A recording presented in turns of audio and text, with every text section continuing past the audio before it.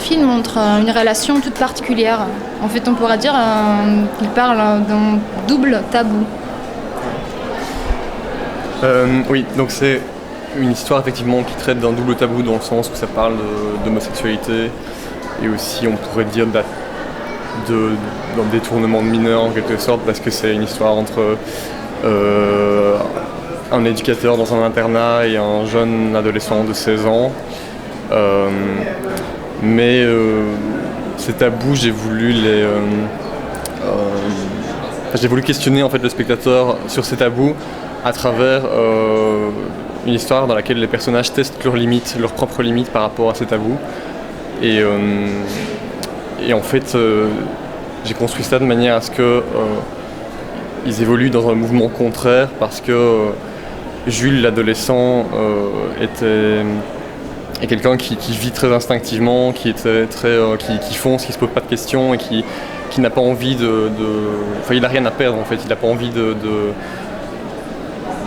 se questionner trop par rapport à ces tabous, enfin il n'a pas en tout cas, il vit ça très simplement, alors que l'éducateur qui est plus âgé, qui a 35-40 ans, a des convictions morales sur lesquelles il s'est construite et en fait ces convictions morales sont complètement ébranlées par ce jeune et donc le film évolue dans un mouvement contraire dans le sens où le jeune teste les limites de l'éducateur et teste les siennes pour finalement comprendre qu'il va trop loin et l'éducateur lui remet en question toutes les convictions morales qu'il avait jusqu'alors quoi.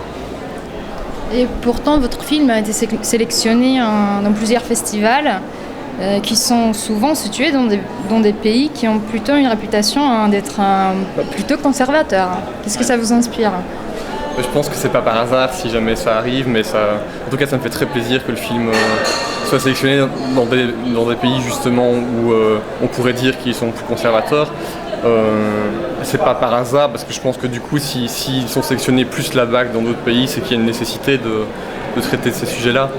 Et je pense que le cinéma a cette fonction-là aussi de remettre en question nos convictions, de confronter la différence, de rendre le spectateur actif dans sa pensée par rapport à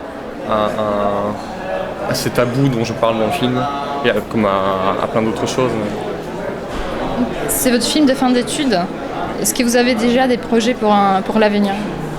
Oui, alors là, puisque je termine mes études, je suis en train de terminer ma thèse, enfin mon mémoire, donc je le rends dans un mois.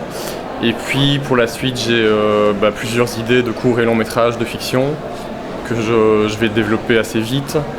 Et je viens de me lancer dans un collectif de réalisateurs avec des étudiants qui étaient avec moi dans l'école de cinéma.